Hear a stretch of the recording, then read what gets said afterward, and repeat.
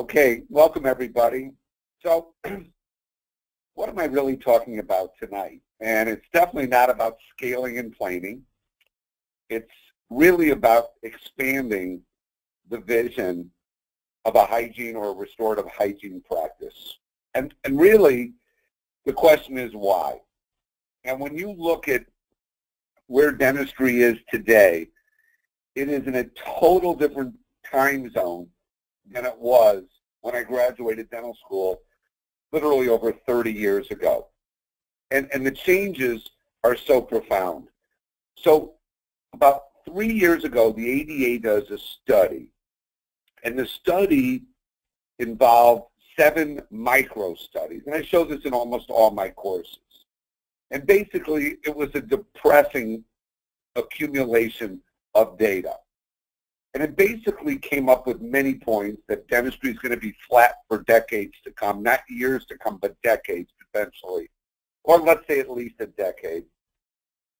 And they really didn't see a rebound. Dentistry hasn't seen a rebound since 2009. 2 out of 5 dentists say they're really not busy enough, and incomes are down.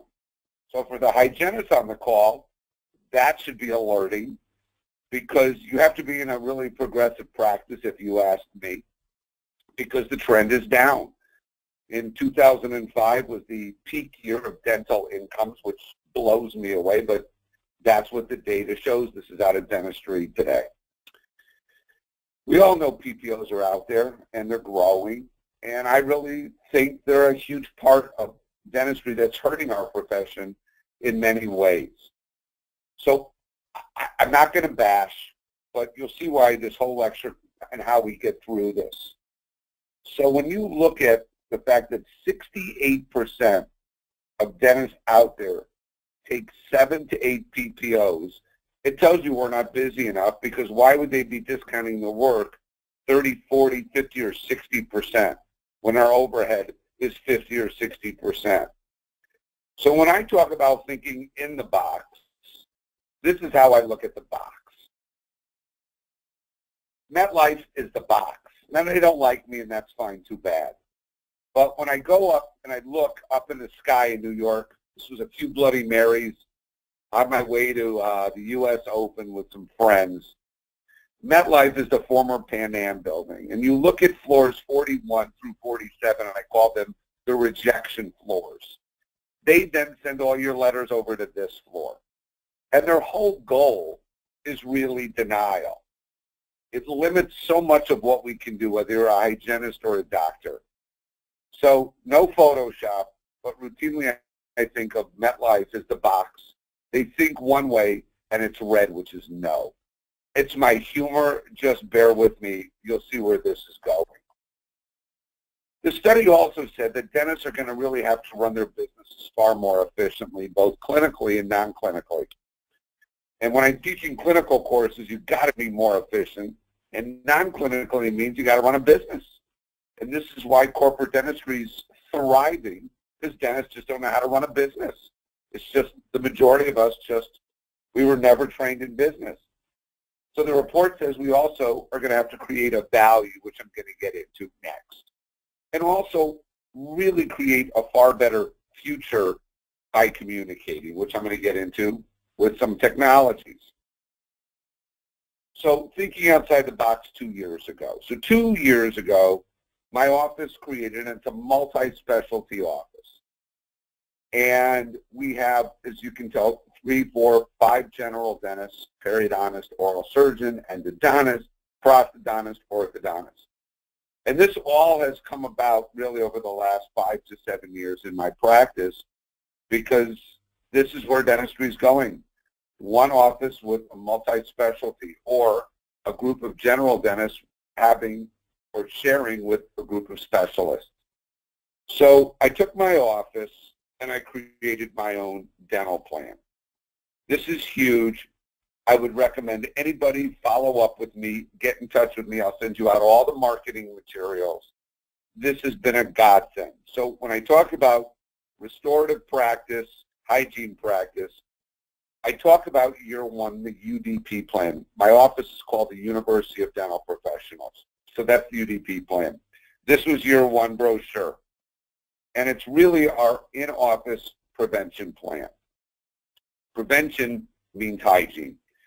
So you're going to see what this plan really includes. You don't have to pay 9%. There are a lot of companies out there who will charge you 9%. The concept of what we're trying to do, let me see if I can even remove this, is we charge patients a fixed fee. And the fixed fee is they sign up, and it includes 2 routine hygiene visits, perio exam, periodic exam. This was the yearly set of bite wings, Velscope, and they would get 15% off across the board. So you can see the prices back then. This is 2 years ago, $300 and $375 for a new patient. And what I can tell you is our goal was to convert PPO patients. We're in a MetLife area, and it's just too difficult to deal with PPO pricing. So my goal was to launch a 15% discount plan, but you can't really call it a discount plan in the state of California. They rule that illegal due to insurance companies. I know, it's absolutely crazy. So I just call this our in-office prevention dental plan. So year 2, what happened? This turned into a home run in our practice, and I'm telling you, everybody, a home run. We launched through Solution Reach, and literally in over a year and a half, we have 643 of our patients are on this plan. This allowed me to raise my fees. Everybody's getting 15% off. I just raised my fees and tell everybody, join the plan. My goal is, within 2 years, to have raised my fees 15%, maybe 3 years. So I've eliminated so much of the PPO activity in my office. We only have 1 part-time dentist on PPO, and our goal is to get him off of any PPO. He's an associate. We added new features. We created more value. That's what the ADA said to do. This is part of the restorative hygiene practice. So we added Caries View from Texas. We added Spectra from Air Techniques. We added a comb beam. We added all-on-4 treatment via my prosthodontist. You'll see where we're going with hygiene, but we added all these as part of our office. We updated our UDP plan. We changed some of our doctors. Everything is covered in this plan. As you can see, I'll just take my arrow. You can see not only did we raise it from $300 to $345 for our return patients, what we did was we added diagnostics, and we would launch our diagnostics through Solution Reach through our newsletter, and that also worked, which I'll show you in just a bit. This is how you have to stay above the game in dentistry today. You may not like it, but it's the way it is. So let's take your hygienists. No matter what, the hardest thing they do is they try to fill their schedule. And I'm going to show you incredible technologies tonight. But what happens is that this is an affordable dental plan. It's not a premium because it includes basically 2 prophies a year. And what that means is if someone needs a 4910 or scaling and planing, they get 15% off that pricing.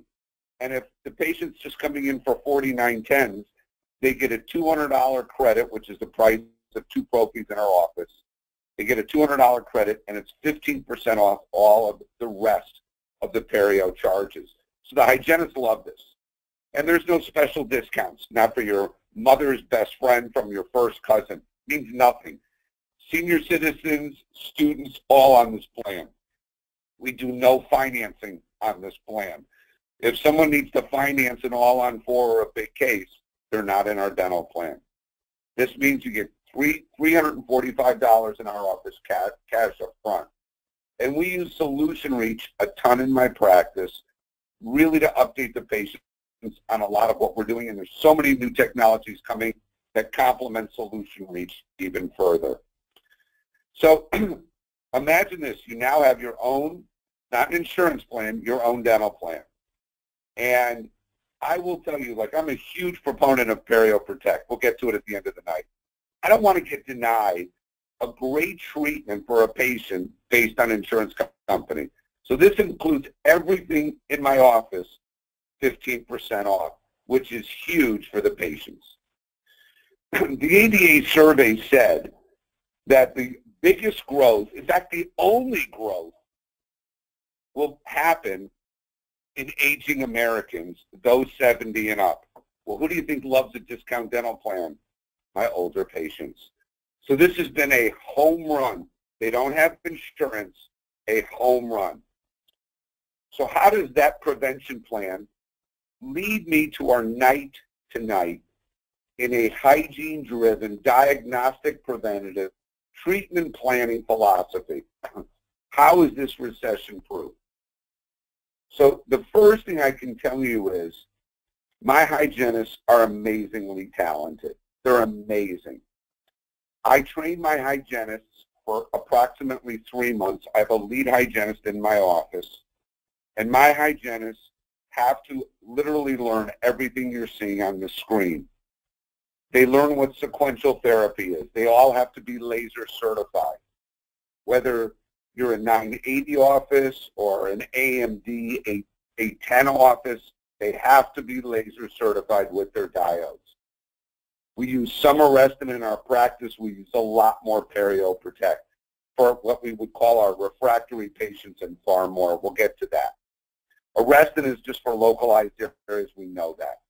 Arrestin even came out with a new pharmaceutical approach where you just phone it into their insurance company, and we can literally get a much better pricing for the patient through that. Something you should check into with Arrestin. We do use occasionally systemic antibiotics, but that's only after we do DNA testing. So my hygienists not only do that, they do far more. My hygienists are very familiar with Perio Protect. If this is a system you do not know about, I'll touch on it tonight. You should go to perioprotect.com. We have over 120 patients in it, which is almost 10% of my, about 7% of my practice right now, and each month more and more patients. It's a peroxide-based treatment, a hydrogen peroxide-based treatment, a 10-minute to 15-minute treatment. We'll get more into it. Sometimes you can use vibramycin gel for localized therapy. Oral cancer screenings, a 1-2-3 approach in my office. We do Caries diagnostics, which I'll get into with Spectra and Caries view. Along with every one of my hygienists has to wear loops and lights. They have to. They all have intraoral cameras and guru explanations. And we'll get into our customized hygiene protocols. So when you look at what a hygienist does today, it's so much broader and so much more expansive, and it all falls under the wheel. The wheel is truly I'd almost say the key part of what you're about to understand in this course tonight. It is essential to understand the wheel. So what happens is I look at a hygienist as my eyes of my practice. They have to check my patients far better than I can. I have 5 minutes every 6 months. They have to figure out a way with me to control the situation while we're evaluating this, and then how do we contain the situation. I'll give you examples. Your hygienist should be checking occlusion. They should be checking mobility. They should be checking fremitus. They should understand what a tooth sleuth is and how to use it. They should be able to report findings along with restorative and perio and all pathology, all with a diagnostic protocol. That's what happens in the wheel. So I'm going to show you how you build value in a wheel. Every one of my hygienists has to follow this accordingly. The wheel basically is a 50 or 60-minute wheel. And what that means is there are specific time slots on how you build a relationship, how you talk about all the courses you've been to, the clinical screenings that you have to perform, sharing the findings with the patient, the doctor exam, oral hygiene instructions. It goes on, all in 50 minutes or an hour. Key point number 1. The hygienist spends no more than 20 minutes doing a prophy with instruments or a 4910. That is not active therapy. That is instrumentation therapy. If a patient is in active therapy, then there's far more instrumentation. But a normal prophy, 20 minutes. Everything else is complementary in a 4910 or a prophy. You'll see why. This is the old days. An Explorer, a Perio probe, and traditional x-rays. I mean, those are the old days. So when I look at what's the most valuable, seeing Explorers or x-rays, what's the most diagnostic tool? And there's no doubt it's seeing. So the number one diagnostic tool for my hygienist are loupes and lights, not one but both. They must wear them. I'll finance the purchase if that's what they need, but they own it, they have to buy it. And the reason is they're my co-diagnosticians. And every hygienist, there's not a hygienist out there who has loupes and lights who is ready to give them back. One of my hygienists, her temple just broke. She thought she was blind. I mean, that's how it is. So when I look at this, loupes are just absolutely essential. I mean, on the back of this screen right now, you see a lot of little shells. Well, that is sand under magnification. I can't begin to emphasize anymore how loupes and lights become essential in my hygiene practice. You go from loupes and lights, and what kind of clinical screenings and diagnostics and protocols do you have in your office? Anything I'm doing in my chair, my hygienist must be able to do on recall visits. You see belt scope, and I'm going to get into everything else right now. So right now we have really 4 essential parts of diagnostics in my office. Of course, we have digital x-rays with DEXIS as our system. We have fluorescence for enhanced caries detection, which I'm going to show you in the protocols involved. This is all with me and my hygienist. This is routine follow-ups.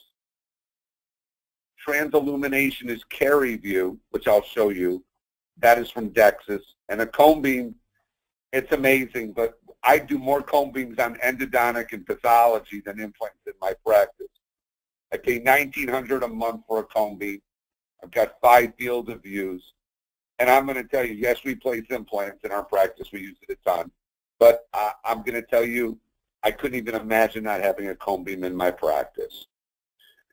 So with all these diagnostics, how do we develop a protocol? When you walk into a hygienist's room, what is she evaluating? And then you have to evaluate, am I drilling or not? Am I sealing or not? And this becomes critical. So the first technology everybody's trained on in my office, assistants, hygienists, and doctors, is Spectra. This is in every hygiene operatory. Every hygienist shares a Spectra with another. So I have 4, it's 2 hygienists per Spectra. What Spectra allows me to do, it allows me to diagnose far more than an Explorer. This is really for pit and fissures and smooth surface lesions, not class 2s. We'll get to class 2s. But if an Explorer at best is 50% accurate, if an X-ray is at best 37% accurate for occlusal decay, why are we using these archaic methodologies for occlusal decay? So what Spectra does is it reads porphyrins, and the porphyrins are released by the bacteria to the depth of the lesion. So imagine if you know before you put a sealant on a tooth, if there's any cavitation, it's essential to know. An Explorer is not going to tell you that. So in my eyes, I don't want to be surprised. This will allow me to know whether I've got sound enamel, an early enamel lesion, which I don't worry about, deep enamel, or whether I've got early dentin or deep dentin caries. An example. On the left where it says 1.8, imagine the hygienist walking in and saying to a patient, I'm going to keep this image, you're low caries risk. Patient's 42, by the way. She takes an image 12 months later, and now the decay has gone from 1.8 to 2.2 millimeters. Anything beyond 2 millimeters is indentin.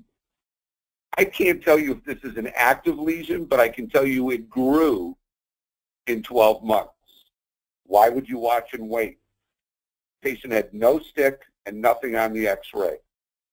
This is called visual learning, talking to the patient, and it's all about treatment plan acceptance. And this is what my hygienist must do. These technologies are a windfall for our practice. That's Spectra. Transillumination with CarieView has been equally huge in my practice. Now you're going to ask me, what does it cost to do an operatory? I'll tell you, 10 grand. In the first month I had CarieView, we found 26 lesions. I'll show you them. With Spectra, it just takes so much of the guessing out of the equation. I couldn't imagine not having either in my practice. And between 2 or 3 CarieViews and 4 Spectras, these just have become essential in my office. Now, again, we're talking recession-proof practice. What did the ADA say? The ADA said we have to find ways to create value in our practices. This is value. This is all complementary on my UDP plan. Why? I want to offer my patients the latest in diagnostics. And if there's a lesion, we'll treat it. If there's a lesion and you can prevent it from growing, do it.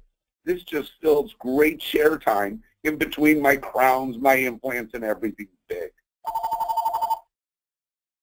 CarieView in itself is a, I will not get that, sorry. CarieView in itself is a transillumination concept. It's basically a light shining through the tooth. Anything porous will trap the light. As the light is trapped, you can see cracks, you can see caries, you can see recurrent decay. It's captured in a live scan. I'll show you that. It's stored in DEXs for me. It allows me to communicate. I can save the images and send them to insurance companies. And it's really transformed my practice in many ways. This is kind of what it looks like. It can identify decay pre-treatment. It can show fissure lesions, but not how deep they are. It's really great for cracks and class 2s. Let's see if I can get this to play for everybody. So as you're holding it, it creates a video. This is the class 2 caries. This was my live patient at Greater New York. You couldn't see anything on the x-ray. I'll show you the x-ray in just a minute. There is nobody there in that audience right now who's going to say to me that they do not see that lesion. There is no way. Everybody sees that lesion. So my hygienist with CarieView pulls the lesion up. If there's, pulls the image up. I will come in, confirm with the patient, and it's booked. There is no hesitation from the patient when they see that this is a D1 caries. That's what I'm telling you. It's an early to mid-level dentin, no doubt about it. Okay, so I just want to show you how valuable this tool is. These are routine bite wings. Okay, everybody out there, start squinting. Where's the decay? And so routinely, you go in, your hygienist pulls up the x-rays, and a hygienist in my practice has to read her digital x-rays. And what does she see or he see? This is in clear view indexes. What do you see? Anything really jumping out at you? Not really. Maybe you see some things. I mean, do you see something on 19 distal, 18 mesial, 20 distal, 12 distal, 13 mesial, 15 mesial? I mean, are you just dropping a bunch of class 2s? This is in contrast. Has the decay here in 20 distal gotten through the enamel? I don't know. This is why I'm changing my protocols. This is a bite wing x-ray of number 20. This is the lesion into dentin, sight unseen, and it's telling me where the lesion is buccolingually. So it's in this part, lingual, in the lingual third of the tooth on the distal surface. That's a slam dunk. Next, watch what happens, 12 and 13. Maybe they're there. Let's go to the next slide. 12 and 13, a little opalescence. Here's your decay. Definitely DO, definitely MO. How long have they been there? I have no idea.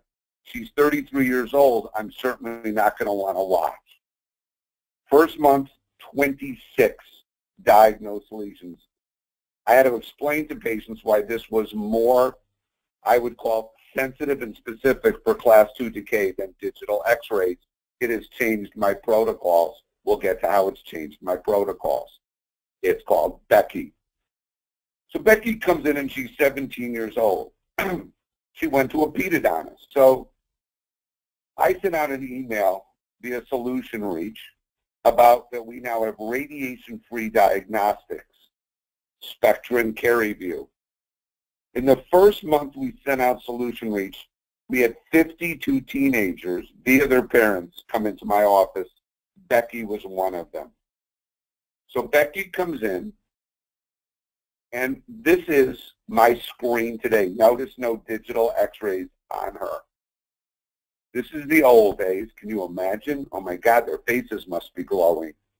And what you see here, indexes, is Caries view, Spectra, and intraoral images that I store. If I tell you that Caries view is more specific for decay, why do I need to take bite wings on children below the age of 18? I don't know. Not with Caries view. Caries view is so much more sensitive. Now, do you need x-rays on children? Well, if they have delayed issues with, growth and, impacted teeth and crowding, of course you do. But for interproximal caries or occlusal caries, forget it. So in my practice now, for anybody under 18, it's Spectra and it's Caries view. No explorers, no x-rays. I just don't believe in them. And I know that sounds crazy, but that's where we're going with diagnostics that's radiation-free. So let's look at number 14. This is an easy one. Here's what's amazing. The Explorer didn't even stick in this hole because the occlusal surface had already remineralized with fluoride. But there's your caries. On Spectra, it tells me it's 2.2 millimeters deep. That's what it would say. So now I may tell the patient, you may feel it. If you do, then I'll be happy to get you numb. This was an easy one. This is the darker lesion on Caries view. Doesn't tell me how deep, but I know I have no interproximal issues. Simple restoration, of course. Now you go to the other side. Number 3, do you drill here? Do you open this up? There's no stick. You've got a brown fluorosis, a hypocalcification, and our hygiene is not that great. So what do? Do you place a sealant? Do you watch this? Or do you place a preventative restoration? And I do not watch this. It was 1.6 or 1.7 millimeters deep along the lingual groove. I go in with a small microcopy diamond, clean it out, and today I'm also using lasers, erbium lasers. This is an easy preventative procedure. I don't want something to grow. I'm not over drilling. I want to drill what I need to. On number 30, she's got the same thing, a deeper occlusal area that was not sticking. We went in, it was about 2.2, 2.3 millimeters deep. Previous periodontist, Explorer and x-rays, nothing. Now, do I drill on everything? The answer is no. Here's 231. So 231 has a shallow areas and maybe earlier, what I would call deeper enamel, just beginning. You can place a clear sealant over it and Spectra through, but those may or may not be in your office. Do you want to put a sealant over this area, or do you want to open up the grooves very minorly and then put your sealant in? That's up to you. But this technology allows you the information of what to do. And I love this. This was like the report card when I was growing up as a kid. Can she improve on her hygiene? You bet. She comes into my practice. She brushes only once a day. She has a poor diet. She snacks all day long on the wrong foods. She had no previous discussions per her mom with the periodontist. and they were taking bite wings every year and using Explorers. And I call this the old days. The ads, the old days, and Explorers and X-rays are the old days. I'm not talking to these kids about diet. It's ridiculous. So yes, this is P&G sponsored, but it doesn't matter because in all my lectures, P&G is routinely not there, and one of my main staples are stabilized stannous fluoride. And the reason I say this is because in the old days, when I was growing up, stannous fluoride was not really that available. As you can look up here, there was not much available for clinical use. In Crest Pro Health and other products that use stabilized stannous fluorides, Pro Health is not the only one. I think this is a huge shift from neutral sodium into stable stannous fluoride because there's so much more bioavailability of it. And yes, it can deal with bad breath, but really what I'm looking for is I want to inhibit plaque, reduce gingivitis, reduce cavities, and I also obviously wanted to protect teeth against caries. So I'm a huge believer, obviously, in the Pro Health, but for all my children, I mean, and really for the majority of my high caries risk patients, and especially my geriatrics, how can you not be recommending power brushes? I mean, they're just amazing. The studies, and whether it's Procter & Gamble's or other companies, the studies are quite amazing. You see that the plaque reduction, which causes obviously the cavities or issues with caries, the interproximal plaque reduction is huge. Whole mouth reduction is huge, and gingival margin is huge. So you look at the graph, blue is a power brush, and this is a vitality power brush, kind of more of the basic kind, versus manual. So, I mean, I haven't used a manual toothbrush and I can't even remember, nor do my kids, nor do the majority of my geriatric patients are like Becky, immediately into a power brush. So you go from really the issues of changing your protocols in your office to how do I create the want and the need. This is about really expressing to a patient, why do you need this work done? The ADA has shown that 78% of all the treatment plans done in the United States are not started 1 year after they've been treatment planned. Huge problem. We're not really talking to our patients and getting them to understand their problems so that they need and want to be taken care of. So there are products out there like Guru Connect, and Guru Connect has a really cool new feature that after 30 days, if your patient has not made an appointment, they send out animations specifically about the treatment plan that you entered in the computer out to their patient. And they're having phenomenal results, and that's Guru Connect. So the question is, how do you get more treatment plans accepted, both the hygienist and the doctor? And in our practice, we believe you just don't talk to a patient because they'll forget. We believe that you must show patients something, and they'll remember, but if you involve them, they have to understand. So we're all about involving our patients. Now, when you involve a patient, now you can start to track whether you're successful or not. So the second company that I would tell you that I'm going to bring up after Guru, but even a primary company in our office is something we launched a month ago called Dental. If you've never seen this stuff, this is really unbelievable data. It comes up on your dashboard, and basically it just tells you an amazing amount of information, and it's so pertinent. So, for example, if I go up to new patients, it will tell me how many of my new patients actually made hygiene appointments. It will tell me how much case acceptance have those patients accepted the treatment plan and made appointments. Huge. But let's go down to hygiene, which is my absolute recession-proof part of my practice. In my practice, our goal is to have 90% of the patients reappoint when they're leaving the office. This was one particular week, and we were at 84%. So here's the beauty of this. I'm going to show you on the next slide. I want to capture these 13 patients the following week and get them appointed. Who wouldn't want that? That's what keeps you busy. If someone cancels, do I want them unscheduled? I pull up that list. 1 week later, no more, and we're calling those patients so they're not lost. The same with no-shows. And this is the kind of data that it provides you.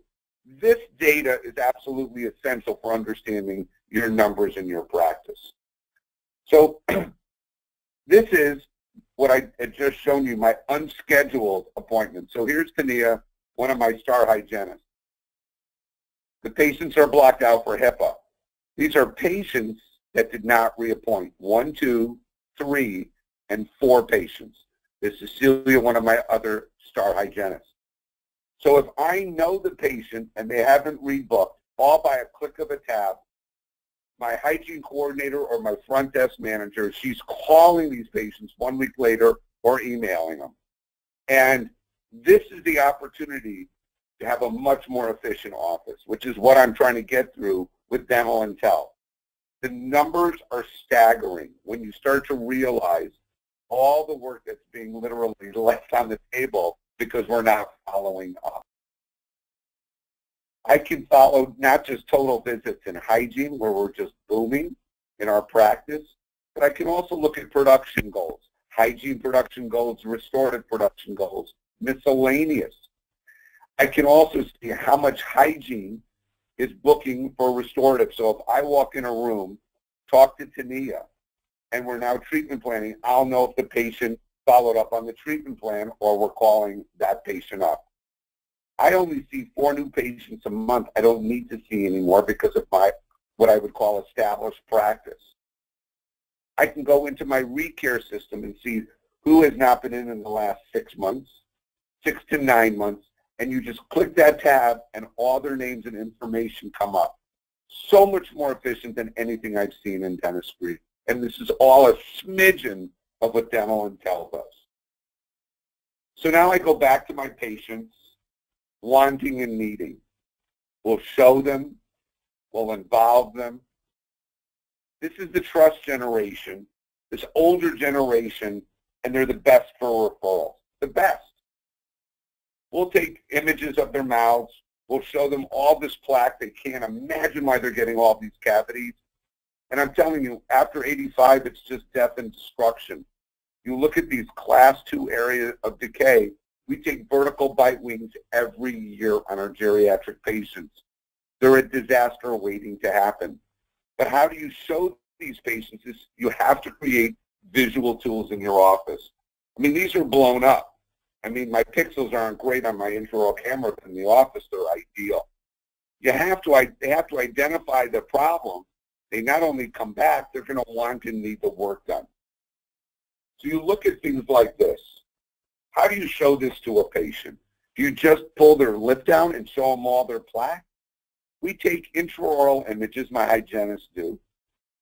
Then we'll take our, obviously our power brush. This is my Power Oral-B brush. And we'll actually put it on their teeth. They're holding a mirror. And you can see the power of the bristles, the oscillation going through. We're not doing a prophy here. I'm just showing them how to brush their teeth. Step by step. Look at the bristles going interproximally. I mean, Oral-B makes a regular toothbrush head. We don't sell them. It's all about the round heads, the implant heads, the interproximal heads in our office. Now, you look at that, and that's the power of power brushing. She was a manual brusher. This is why my geriatric patients, it's a waste. You must have them power brushing. You must. This then leads to discussions and demonstrations. So when Oral-B came out with this, if you don't have this yet in your office, you got to get this. This is their in-office demo. And basically, the heads don't fit normal toothbrushes. This is just a demo. And what we do is we actually put our patients right by the sink. We charge their toothbrushes before they leave. They bring their toothbrushes back in 2 weeks later, and we want to see how they're doing. This is how you engage a patient, not telling them to go buy it at Osco or Costco or whatever. You must train these patients. You must train them. And for me, the test drive has just become, it's really the most amazing thing. When they start spitting out blood and they see the before and after with the plaque, it's not too difficult for them to realize they need to improve their oral hygiene.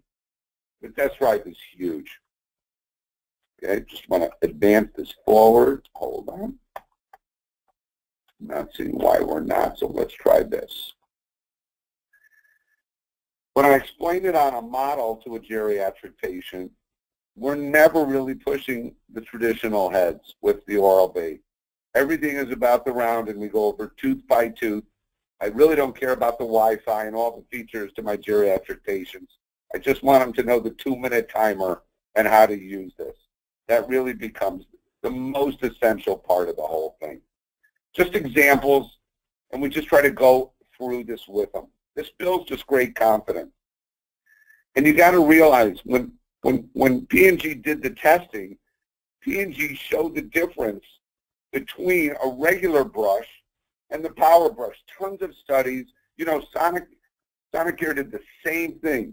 And both systems are great. Don't misunderstand me. I just love the features of Procter & Gamble's Oral-B power brush. I do. So when I look at morning brushing with a patient like this, manual versus this system, this is the baseline of one of their tests. And when you see post-brushing in the morning, you see that when you're using a stabilized stannous fluoride and a rinse with the CPC, that plaque is gone. That plaque is still here. On a geriatric or a high-risk caries patient, it's just cavity city. We all know it.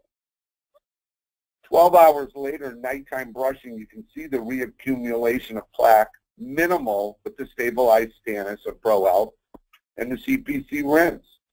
Morning brushing, the same thing. It's recurred. It's not here.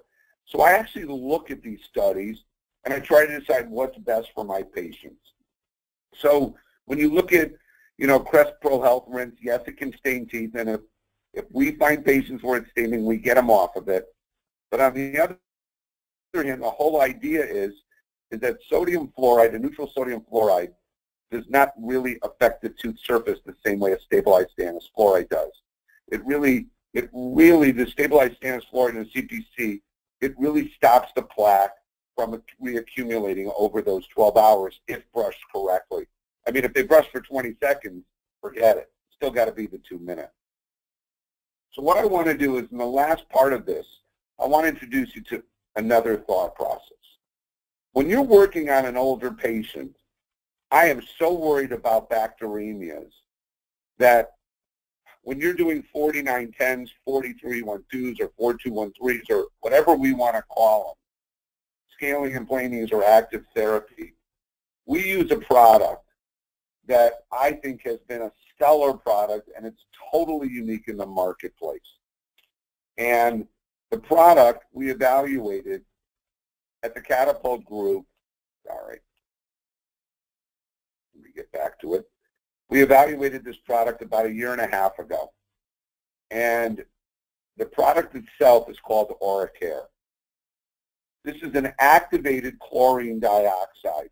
Activated means you pump 4 times 2 components, and it's activated, and after 30 seconds, the patient then rinses for 30 seconds to a minute. They swish their mouth out. They go home with the stuff. You'll see why I send them home with this. But for a pre and post rinse, this is huge. So it's called OraCare. This is what it looks like, bottle 1 and bottle 2. The traditional bottles would come in just 1 bottle, and it's really not active. So their competition is almost non-existent. And so what does this do?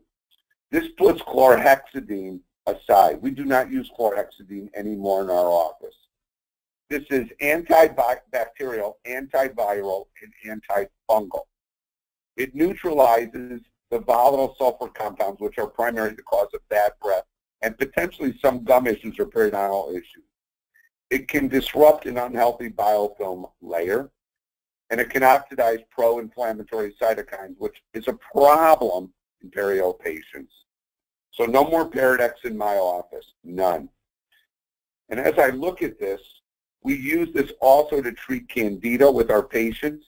So again, the denture patient comes in, it's in my full day course. I show before and afters of how we have them rinsing their mouths out and literally having their dentures in this material for 30 seconds to a minute, just cleaning out their dentures. This deals with things like HPV, oral herpes, oral warts. So it's bacterial, viral, and fungal. I think these are huge shifts in materials in our practices. So when I look at all these things, and I know there's a lot here, look at all the value I'm trying to bring to patients.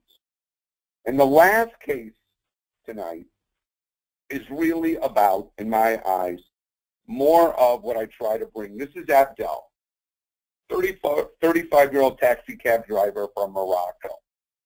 He goes to a downtown dentist, and the downtown dentist in Chicago says you have to have your four first molars removed based on perio.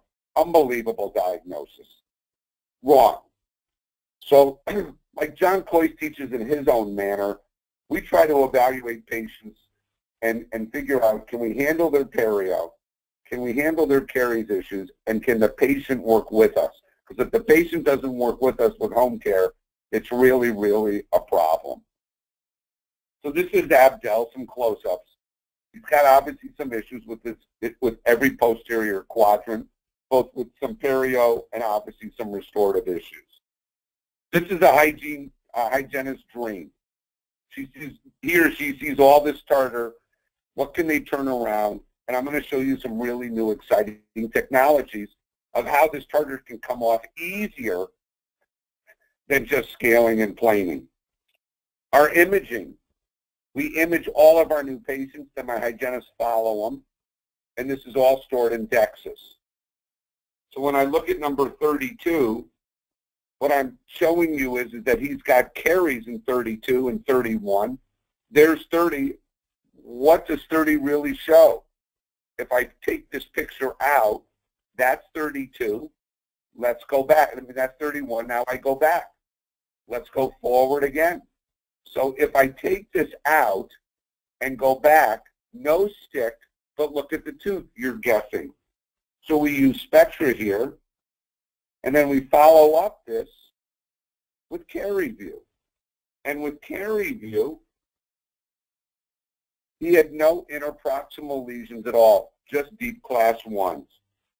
So between bite wings, a full mouth series of x-rays, on him, Caries view, Spectra, we were able to elicit what his caries issues were. And then obviously through x-rays, what his periodontal issues were with full mouth charting and everything else. So here's his perio. He could have bled to death. Everything was bleeding in his mouth. Do I pre-rinse these patients? You bet I do. Every geriatric patient has a pre and post rinse. Any patient where I think I'm going to create a bacteremia, I don't care whether they're not medically compromised, they're doing a pre and post rinse in my practice. So this is how we handled him. And I'll give you my email, and if you want this program, I'll just text you the entire program. I mean, I'll send you a PDF, my pleasure. The top portion, every hygienist does the same thing. They review oral hygiene. There's a comprehensive perio exam done annually. Dental history and medical history are reviewed always before. We look to see whether the patient needs DNA testing, genetic testing, saliva testing. Do we have to evaluate their occlusion or their restorative issues in their mouth? Do they have sensitivity preoperatively where we put them on MI-paste or other type medicaments? So we try to, remove that sensitivity before we start working. But let me show you how we worked on him. The first therapy was just a full debridement. We used a laser in a decontamination setting, and we took impressions. So what we did was we removed all the bulky supragingival tartar. We took impressions. The impressions are with usually a VPS alternative type impression material. In this case, they were Silginate from Kettenbach. The impression material, the impressions go out to Perio Protect, one of their 5 FDA-cleared labs. They come back with a series of trays that are like nothing you've ever seen. You send your perio probings with great impressions, and they have an internal gasket seal that you're going to basically put hydrogen peroxide in. So what we did with Abdel is 3 or 4 times a day, he would be wearing these trays before he started scaling and planing. So he would wear these trays in the shower and, you know, when he'd come home from work. But usually 3 or 4 times. If they do it 2 or 3 times, it's plenty. When they're in maintenance, it's only 1 time a day for 10 minutes, and that's easy compliance in the shower. What happens? When you have a patient wear this, and the hygienist goes in, that tartar just basically comes right off. So easy. You're already improving their health before the scaling and planing. So we brought him in 2 weeks after he was wearing these, and we began his scaling and planing. And then any remaining deep pockets, we would go back into in isolated areas, and that's called sequential therapy, and we would follow up then. Key point, we never probe our patients for 3 months. When we reevaluate, we're reevaluating their hygiene. We do not probe our patients post-therapy for 3 months. You can see his treatment plan had the perio trays in the initial, what we would call gross scale, and then a ton of composites, reordering the gel, laser-assisted perio therapy. This is our practice. So after 4 visits of lasers and scaling and planing, his therapy began with Perio Protect trays. You can see there is restorations. We tried different materials. I do a lot of clinical testing. I was able to rebuild 3 without putting a crown on it because it was just too expensive for him at the time, even with financing, and he's in our UDP plan.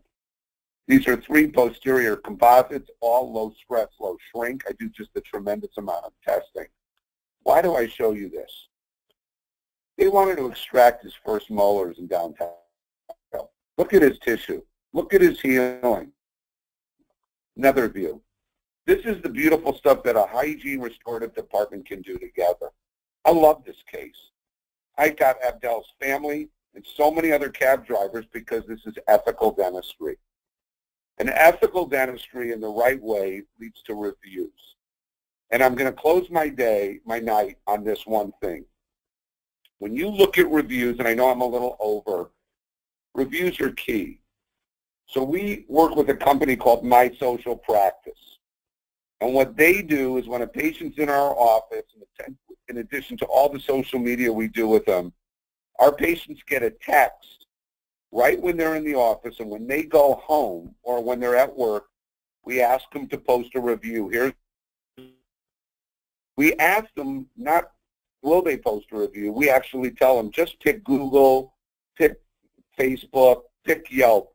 It connects them right to Yelp, and they write the review.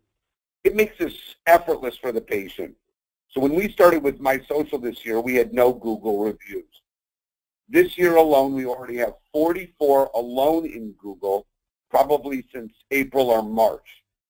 This allows us to advance our marketing approach on Google in itself. Our patients, obviously, if they love us, I love it even more. These are just reviews all from 2016, and here's the beauty. If the patient posts a bad review, it goes to you first. It doesn't even get posted first, whether to Yelp or any of these. So you can actually handle the review internally, contact the patient, and get things right, because you're going to learn a lot from your reviews. This, to me, is absolutely essential ways of recession-proof dentistry. This is an image of my team, party lunch, and I just want to say thank you for sharing your evening with me tonight. When I talk about recession-proof dentistry, it's dentistry in 2016. It's tackling it in a business situation where your hygienist and the doctor are having to look at how do we change our protocols, how do we take better care of our refractory patients, and how do we build more value in our practice. This is how we're doing it currently in our office. And I guess I'm supposed to open this up now to questions. Okay, so one question is there any research supporting chlorine dioxide as being superior to chlorhexidine, from Michael? Michael, there's a ton of research on this. So if you go to, the company's name is dentistselect.com, and when you start looking up some of the issues with chlorhexidine and the fact that they actually inhibit fibroblasts, University of Michigan study, there are many studies out there on the issues of chlorhexidine. And as a clinician, you know about the staining and all of those issues. You do not see staining with chlorine dioxide whatsoever.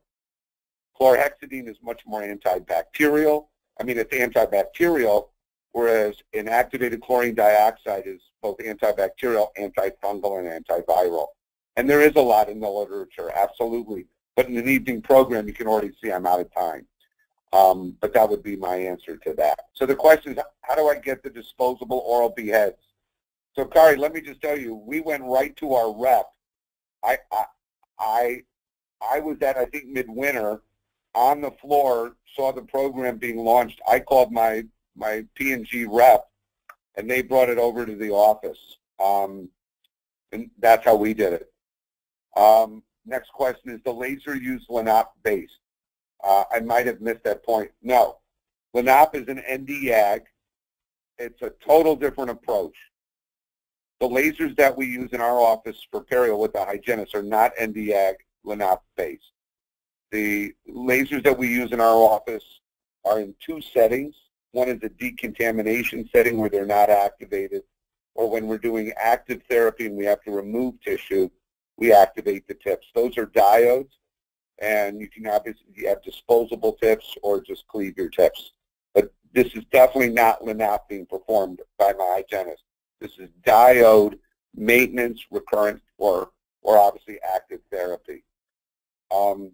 Question was, do you have issues with incorporating dental intel data with your dental software? So, Abby, let me say this to you.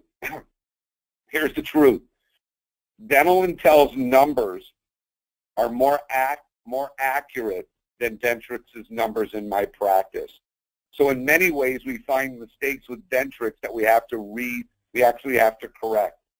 That has not been an issue at all, though, overall, with dental intel, with Dentrix, I believe, and they're obviously integrated with 3 or 4 other systems beyond Dentrix and EagleSoft. I think Open Dental, you would have to contact them. I'm going to tell you this.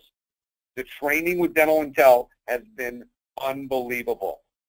My whole team comes to the training. We already have done 2 out of our 4 or 5 trainings, and it has motivated my team beyond.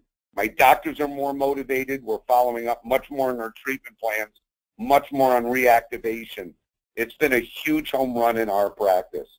So no, I don't really have an issue with that whatsoever. I love it, love it.